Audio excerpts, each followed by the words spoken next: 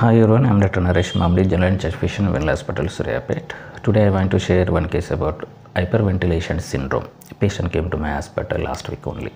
Last week లో వచ్చిన ఒక పేషెంట్ గురించి మనం డిస్కషన్ చేద్దాము. సాధారణంగా మన బాడీకి ఆక్సిజన్ లెవెల్ తగ్గిన, బ్లడ్లో ఆక్సిజన్ లెవెల్ తగ్గిన మనకి ఆయాసం రావడం, ఊపిరితిత్తుల సమస్యలు రావడం అనేది జరుగుతుంది. కానీ కార్బన్ డైఆక్సైడ్ లెవెల్ కూడా మన బాడీకి తగ్గినప్పుడు, తగిన మోతాదులో లేనప్పుడు మనకి ఆయాస రావడం, ఊపిరితిత్తుల సమస్యలు రావడం ఇలాంటివన్నీ మనకి కనిపిస్తుంటాయి. లాస్ట్ వీక్లో ఒక పేషెంట్ సివియర్ ఎస్ఓబి అండ్ కాళ్ళు చేతులు బాగా పీకపోవడం, సివియర్ హెడేక్, వేగంగా బ్రీత్ తీసుకోవడం, వేగంగా శ్వాస తీసుకోవడం లాంటి సమస్యలతోటి మన హాస్పిటల్కి రావడం జరిగింది.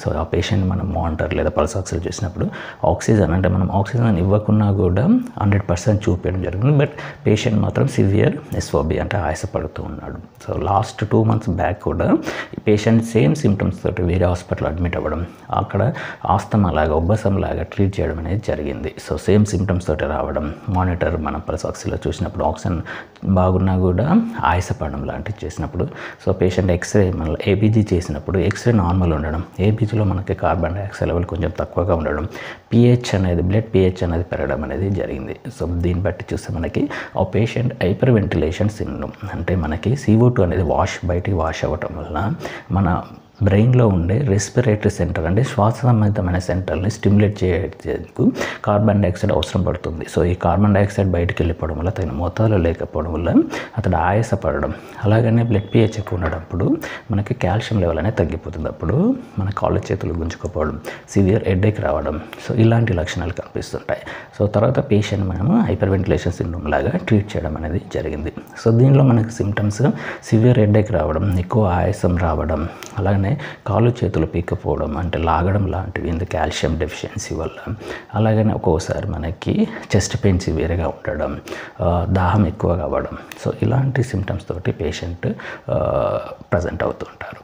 సో తర్వాత పేషెంట్ని మేము ట్రీట్ చేసిన తర్వాత నార్మల్ అవ్వడం అంటే పేషెంట్ నార్మల్గా మనకి హైపర్ వెంటిలేషన్ సిండ్రోమ్లో పేషెంట్ సెల్ఫ్ కూడా 1-2 అవర్స్లో సెల్ఫ్ కూడా హీల్ అయ్యే ఛాన్సెస్ ఉంటుంది. లేదా ఎక్కువ ఇబ్బంది ఉన్నప్పుడు పక్కన హాస్పిటల్ తీసుకెళ్ళడం అనేది బెటర్. సో దీనికి మనము సాధారణంగా ఈ ఆస్తమా, COPD లేదా బ్లంట్ ఇంజ్యూరీ అంటే చెస్ట్ ఇంజ్యూరీ ఉన్న ఎక్కువగా జరుగుతుంటుంది. అలాగనే సైకలాజికల్ అంటే యాంగ్జైటీ అయినప్పుడు, ఏదైనా నచ్చని పని చేస్తున్నప్పుడు, ఏదైనా భయం అయినప్పుడు కూడా మనకి ఈ హైపర్ వెంటిలేషన్ సిండ్రోమ్ వచ్చే ఛాన్సెస్ ఉంటుంది.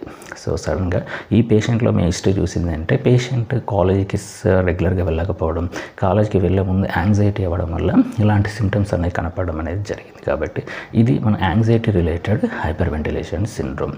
సో అలాగనే మనకి ఈ పేషెంట్స్లో మనము అంటే రాకుండా ఉండడానికి కొన్ని బ్రీతింగ్ టెక్నిక్, డయాఫ్రామాటిక్ బ్రీతింగ్ అని, అదే బిటాకో బ్రీతింగ్ టెక్నిక్స్ అని, ఈ 2 టెక్నిక్స్ ద్వారా మనము ఈ ఇంటి దగ్గర మనము ఈ హైపర్ వెంటిలేషన్ సిండ్రోమ్ అప్లై చేసేసుకొని తగ్గించుకోవచ్చు.